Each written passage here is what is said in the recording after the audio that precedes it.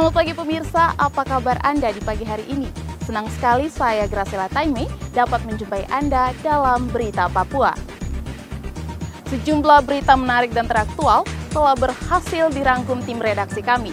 Berikut 3 berita utamanya hari ini.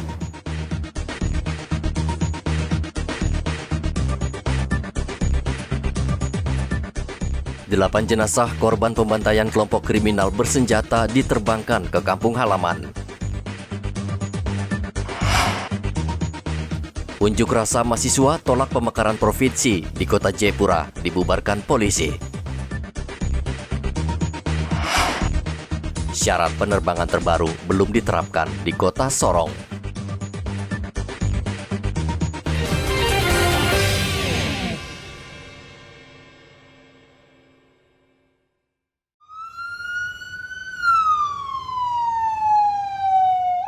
Delapan jenazah korban pembantaian kelompok kriminal bersenjata Selasa kemarin diterbangkan ke kampung halaman masing-masing. Sebelum diberangkatkan, ke-8 jenazah ini sempat diautopsi di RSUD Mimika untuk mengetahui penyebab kematian. Iring-iringan jenazah ini tiba di Bandara Moses Kilangin. 5 jenazah karyawan PT Palaparing Timur Telematika akan diterbangkan ke Jakarta. 3 jenazah lain diserahkan ke pihak keluarga di Palu, Ambon, serta ke Kabupaten Puncak karena merupakan anak seorang kepala suku. Terkait dengan kekerasan yang dilakukan oleh PKP beberapa hari yang lalu, dan alhamdulillah kita semua berkat kolaborasi kerjasama yang sangat luar biasa serta doa masyarakat, kita semua dapat evakuasi korban hingga di Timika, dan saat ini adalah proses untuk pengantaran para almarhum ke tempat tujuan masing-masing. Sekali lagi kami dari Polda Papua turut berbelasungkawa atas wafatnya saudara-saudara kita, 8 karyawan PT. Bupati Puncak Wele Muandik ikut berbelasungkawa atas nama pemerintah daerah. Bupati memberikan santunan kepada seluruh keluarga korban yang meninggal serta Nelson Sarira, satu-satunya karyawan yang lolos dari maut. Atas nama pemerintah dan masyarakat, tentu juga atas peristiwa yang semua orang mendengar ini sangat sedih. Niat baik untuk pembangunan daerah kita, apalagi sekarang ini kan telekomunikasi ini menjadi penting untuk zaman sekarang ini, zaman telekomunikasi.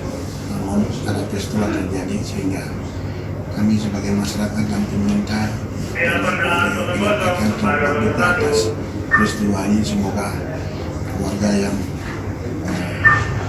ditinggalkan dapat dikuatkan, dan kami mau menyampaikan bahwa mereka ini adalah pahlawan telekomunikasi di Papua pada khususnya dan Indonesia. Ke-8 karyawan PT Palaparing Timur Telematika ini dibantai KKB pimpinan Nawaker pada 2 Maret lalu di Kampung Jengkeran, Distrik Beoga, Kabupaten Puncak. Mereka saat itu sedang membangun pemancar telekomunikasi. Seorang karyawan, Nelson Sarira, berhasil menyelamatkan diri. Saat ini Nelson mengalami trauma berat. Dari Mimika, Papua, Igobat Momolin melaporkan. Polisi membubarkan ratusan mahasiswa yang berunjuk rasa meminta pembatalan pemekaran di Papua Selasa kemarin. Unjuk rasa yang digelar di sejumlah lokasi ini tak mendapat persetujuan polisi karena masih pandemi. Ratusan polisi sudah bersiaga sejak pagi menggunakan mobil Mariam Air. Ratusan mahasiswa yang berkumpul di Kamkei Abepura, Perumnas 3 Waena, dan kampus Lama Uncen memaksa berdemo. Polisi mengeluarkan mobil bom air dan membubarkan massa. Polisi juga menembakkan gas air mata ke arah pendemo. Jadi ke depan jangan lagi ada. Tidak akan pernah selama saya masih tugas di sini, tidak ada aksi-aksi demo dalam jumlah besar, apalagi long march. Karena orang lain rugi banyak. Jalan diblokade, orang tidak bisa lewat, kios dan warung tutup. Hari ini terjadi di beberapa titik saja. Puji syukur di titik yang lain, utara dan selatan, aktivitas ekonomi baik. Tetapi rekan-rekan bisa lihat di wilayah AB ada beberapa dengan heran semua stop ya dari pagi. Ini kan tidak baik. Jadi sebenarnya yang bilang mau unras damai itu di mana? Nah itu jadi pertanyaan saya. Jadi jangan harap lagi ada seperti ini. Hingga berita ini disusun, situasi sudah aman dan seluruh mahasiswa sudah kembali ke rumah. Pemerintah pusat berencana memekarkan Papua menjadi 3 provinsi, yaitu Papua Selatan, Papua Tengah, dan Papua Pegunungan Tengah. Saat ini Badan Legislasi DPR RI masih membahas rencana pemekaran itu dengan pemerintah pusat. Arthur melaporkan dari Kota Jayapura, Papua. Hingga saat ini mayat laki-laki yang ditemukan Sabtu pekan lalu di Jalan Trans Papua Merauke belum diketahui identitasnya. Namun Kapolres Merauke AKBP Untung Sangaji mengatakan mayat pria tersebut merupakan korban pembunuhan. Setelah menghabisi nyawa korban, pelaku diduga sengaja membuang mayat di Jalan Trans Papua. Itu sampai sekarang kita menunggu juga. Nah, kita sudah identifikasi semua, bahkan korbannya, ya dia kan tidak ada KTP. Tidak ada semua. Kita berharap dari informasi yang sudah kita siarkan di masyarakat, ada yang bilang, saudara saya belum pulang, ciri-ciri seperti itu. Gitu. Tapi belum ada masyarakat yang melapor ya? Belum ada. Menurut saya pertama, bukan orang situ yang meninggal, dibuang dari tempat jauh. Hanya karena ini mungkin belum semua orang tahu. Gitu. Tapi dari hasil visum Pak, kecelakaan penganiayaan. Dipastikan. Penganiayaan dan pembunuhan. Kita butuh klarifikasi dari setiap korban ini, siapa keluar. Ini kan tidak gampang ya. Polisi terus menghimbau warga yang merasa kehilangan kerabat atau anggota keluarga untuk segera melapor dan datang ke RSUD untuk mengenali mayat tersebut. Tubuh korban saat ditemukan sudah rusak, tali perut korban sudah keluar dan wajahnya sudah tidak bisa dikenali. Saat ini, jasad korban masih berada di ruang jenazah RSUD Merauke dan hingga saat ini belum ada satupun keluarga yang datang dan mengakui korban sebagai anggota keluarga atau kerabat. Muhammad Ridwan melaporkan dari Merauke, Papua.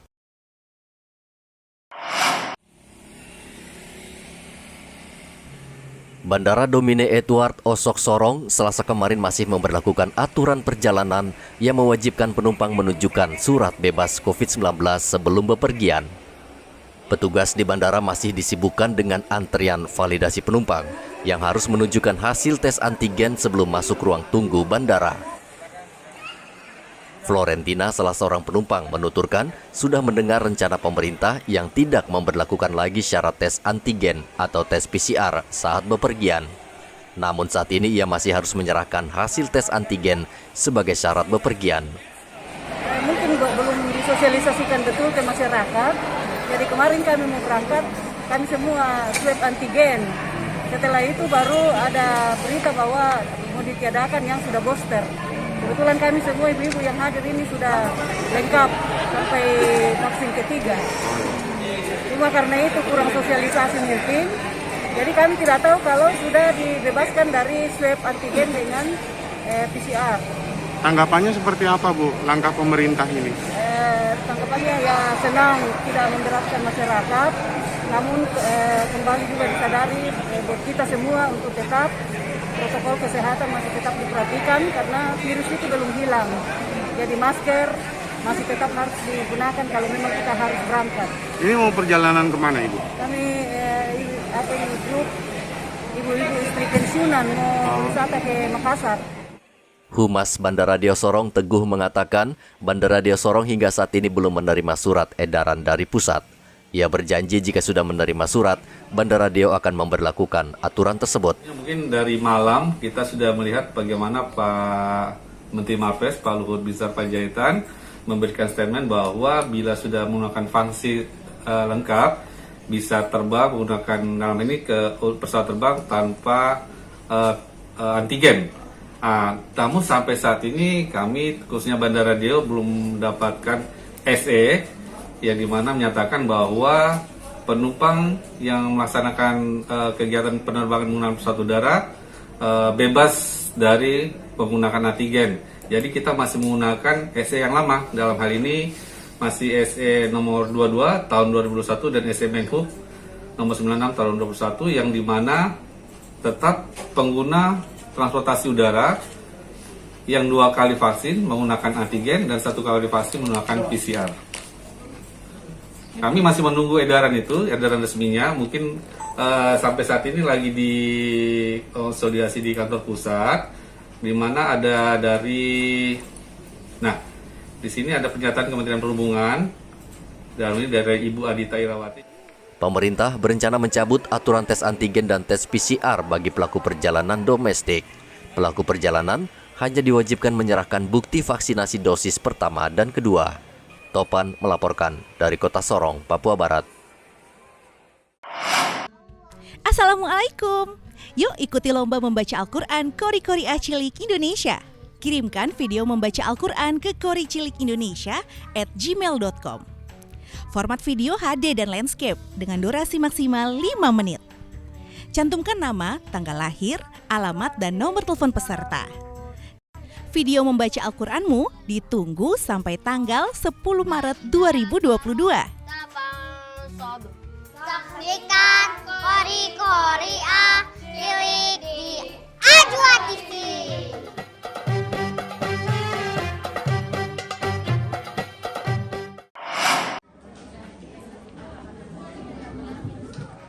Vaksinasi untuk anak berusia 6 hingga 12 tahun di Merauke saat ini jauh dari target, yakni 55%. Tingkat vaksinasi yang rendah ini disebabkan masih banyak orang tua yang takut dan tidak paham pentingnya vaksinasi. Kepala Dinas Pendidikan Merauke Tia Soni Betaubun mengatakan pihaknya akan terus menyosialisasikan pentingnya vaksinasi agar target vaksinasi terhadap anak bisa tercapai. Proses belajar mengajar secara tatap muka tetap berjalan dan tidak ada diskriminasi antara murid yang sudah divaksin dan belum divaksin. Kalau anak-anak vaksin khusus untuk di zona merah ini sudah berkisar sekitar 55% karena banyak orang tua wali murid kita yang belum memahami dengan baik tentang vaksin buat anak yang umur 6-12 ini. Kenapa demikian? Karena kondisi yang ada perlu untuk Dinas Kesehatan banyak memberikan sosialisasi ya, supaya bisa kita berjalan. Nanti untuk murid yang sudah divaksin sama yang belum, apa proses pembelajarannya dipisah? Tetap berjalan, tetap bergabung. Karena kalau kita berpisah nanti kan terjadi kesenjangan di sekolah. Jadi karena ada anak-anak kita yang mungkin ada penyakit bawaan, ada yang mungkin orang tua masih meragukan untuk anak kita divaksin. Jadi semua akan diatur mekanismenya, tetapi pendidikan tetap berjalan. Bapak mungkin himbauan untuk orang tua murid untuk ajakan vaksin? Ya, himbauan untuk seluruh Bapak Ibu orang tua wali murid yang namanya komite sekolah. Mari Bapak Ibu kita sama-sama menjaga COVID ini dengan baik. Kau jaga saya jaga kau, dengan catatan bahwa anak pergi sekolah tetap diantar oleh Bapak Ibu guru yang mana yang pikir tetap memperhatikan anak-anak tersebut, dan pada saat jemput juga orang tua tetap menjemput kembali sehingga anak tidak lewat angkot atau tidak naik ojek. Ini menjadi harapan kami dan juga kepada Bapak Ibu guru di sekolah, jangan ada kantin yang dibuka dan jangan sampai ada jualan jajan masuk di sekolah sehingga betul-betul memperhatikan prokes. Kadis Pendidikan menghimbau warga agar tetap waspada dan orang tua diwajibkan untuk mengantar jemput anak di sekolah. Ia juga meminta kantin sekolah ditutup untuk menghindari kerumunan. Muhammad Ridwan melaporkan dari Merauke, Papua.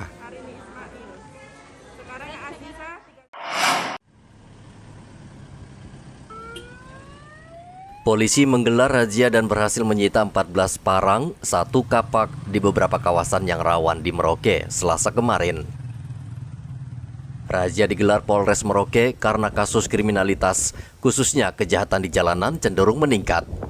Wakapolres Merauke Kompol Leonardo Yoga mengatakan pihaknya gencar menggelar razia agar warga merasa aman. Yang lagi duduk-duduk, kami razia sajamnya. Ada kurang lebih 14, 13 berupa parang ya, kemudian 1 berupa kampak, dan razia ini juga akan kita lakukan terus menerus ya. Sekaligus kami menghimbau kepada masyarakat di Kabupaten Merauke, khususnya di Kota Merauke, agar tetap memiliki kewaspadaan terhadap terjadinya suatu gangguan Kamtibmas atau tindak kejahatan. Ingat, waspada bukan berarti diliputi rasa ketakutan ya. Ya, karena dimanapun kita berada, kita sudah harus berpikir bahwa ancaman itu sudah pasti ada. Namun bagaimana kita waspada dan siap mengantisipasi apabila terjadinya gangguan Kamtibmas. Ya, nanti sekaligus Humas juga akan mengekspos nomor-nomor, ada nomor Kapolres, nomor Wakapolres, nomor Kabakop, nomor Kasat Reskrim, termasuk yang paling penting nomor penjagaan Polres, ya seperti itu. Jadi masyarakat tidak perlu resah. Ya. Wakapolres menghimbau agar warga berhati-hati dan waspada. Ia meminta warga bisa menjadi polisi bagi diri sendiri dan jangan segan-segan melapor bila mengetahui tindak kejahatan atau pelanggaran di masyarakat. Muhammad Ridwan melaporkan dari Merauke, Papua.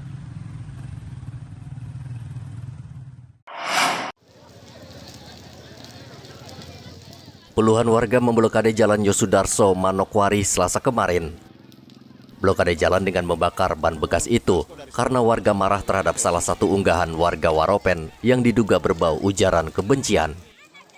Polisi langsung meredam kemarahan warga dan berhasil membuka blokade. Polisi juga bergerak cepat dan menangkap ES. ES mengaku justru akun media sosial miliknya diretas seseorang. Pemeriksaan di Polres Manokwari, namun tidak dilakukan penahanan karena masih saksi.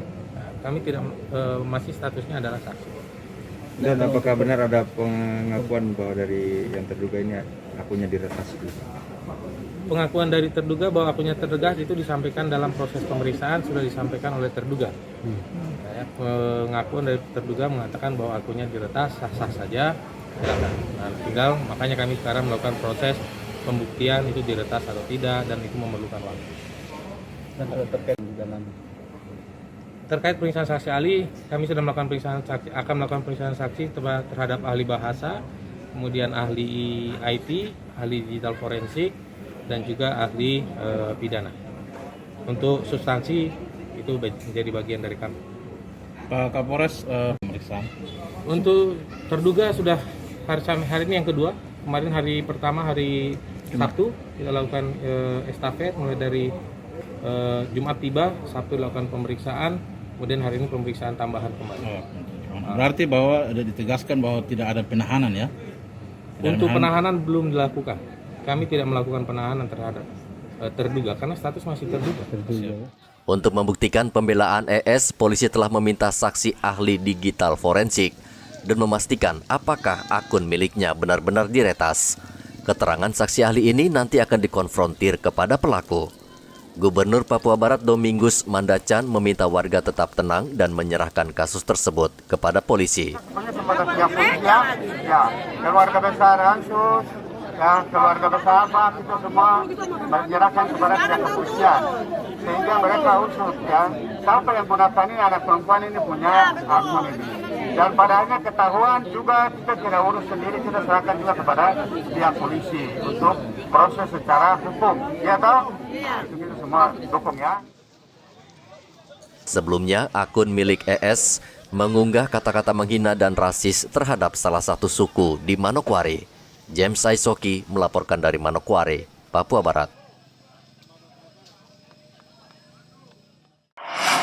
Yas'alunaka 'anil anfal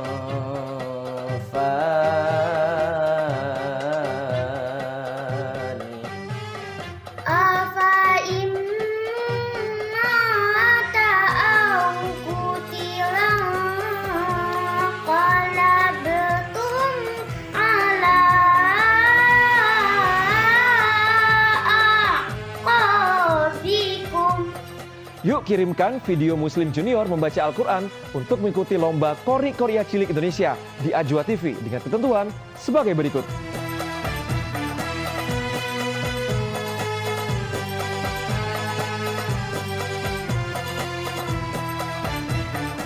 Ayo buruan mendaftar di Qori Qoria Cilik Indonesia.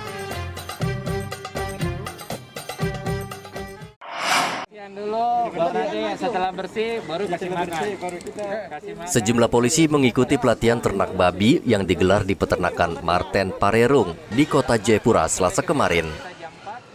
Polisi dilatih agar memiliki keterampilan dan kemampuan agar nanti bisa mengajari warga di 5 kabupaten beternak babi. Pelatihan ini digelar selama 7 hari dengan tujuan meningkatkan keterampilan dan kemampuan semua personel Satgas dalam menjalankan tugas di masing-masing wilayah. Dalam pelatihan itu, seluruh polisi mempelajari bagaimana beternak babi dengan benar. Pelatihan ini memang tidak mudah. Bila selesai pelatihan, polisi bisa membagikan keterampilan tersebut kepada para peternak. Anggota Satgas Binmas belajar mulai cara mengawinkan babi, kapan anak babi dipisahkan dari induknya, proses membersihkan kandang babi, memandikan babi hingga memberi makan.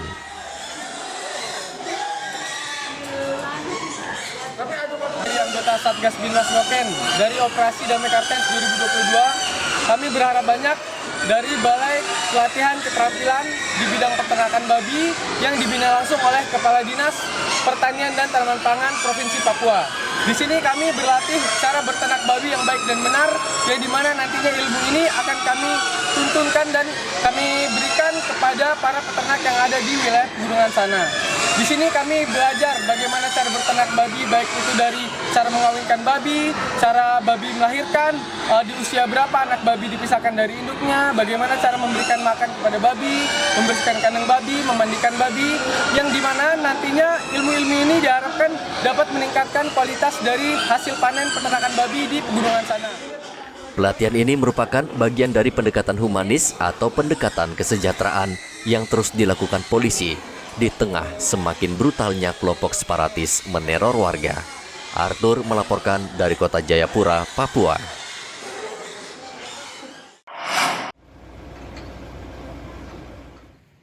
Untuk menekan harga gas LPG di Papua, Pertamina akan mengoperasikan stasiun pengisian bulk LPG atau SPBE di Doyobaru, Kabupaten Jayapura. Saat ini pembangunan SPBE sudah mencapai 94%. SPBE ini nanti akan meliputi kota dan Kabupaten Jayapura, Sarmi, Kerom, dan tidak menutup kemungkinan akan memasok LPG ke daerah pegunungan. Kapasitas SPBE mencapai 30.000 kg. Kapasitas ini rencananya akan ditambah lagi hingga mencapai 60.000 kg. Kita melakukan kunjungan ke SPBE dalam rangka melakukan pengecekan progres SPBE paling update, di mana saat ini progresnya sudah 94%. Dapat dilihat bahwasanya di SPBE tersebut posisi akan dilakukan commissioning di bulan April paling lambat. Harapan kami dapat dilakukan commissioning di bulan Maret sehingga dapat segera operasi. Saat ini untuk kapasitas tangki itu ada di 30 metrik ton dan rencana akan juga dilakukan penambahan sebesar 30 metrik ton sehingga totalnya nantinya akan menjadi 60 metrik ton. Kemudian juga untuk SPBE yang akan operasi ini coverage areanya yaitu di Kabupaten Jayapura, Kota Jayapura, Kabupaten Sarmi, dan Kabupaten Kerom, serta tidak menutup kemungkinan apabila nantinya LPG akan bisa naik ke kabupaten daerah pegunungan. Di wilayah tersebut juga pastinya akan sangat terbantu dengan adanya SPBE ini, di mana LPG akan semakin mudah didapatkan, dan juga dampak langsung dari adanya SPBE ini adalah di mana harga akan mengalami penyesuaian ya. Dimana untuk saat ini posisi 5,5 kilo isi ulang yaitu di 170.000, kemudian untuk 12 kilo yaitu di 320.000 flat atau rata di semua SPBU atau pangkalan resmi kami. Kemudian juga dengan adanya SPBU ini harapan kami dapat menekan harga pengiriman yang awalnya dari Surabaya dan dialihkan ke sini bisa mencapai 30.000 sampai 50.000 per tabungnya, dan itu kami rasa akan sangat membantu masyarakat khususnya di kota dan Kabupaten Jayapura dan secara umumnya untuk masyarakat di Papua. Pembangunan SPBE ini diperkirakan bisa menurunkan harga LPG antara 30 hingga 50 ribu rupiah per tabung. Selain itu, warga juga akan lebih mudah mendapatkan tabung gas LPG. Saat ini harga LPG untuk 5,5 kg dijual Rp170.000 dan 12 kg dijual Rp320.000. Hendra melaporkan dari Kota Jayapura, Papua. Pemirsa, informasi tadi sekaligus mengakhiri jumpa kita pada pagi hari ini. Saya Graciela Taime, mewakili kerabat kerja yang bertugas menyampaikan terima kasih, selamat beraktivitas, sampai jumpa. Wanyambe.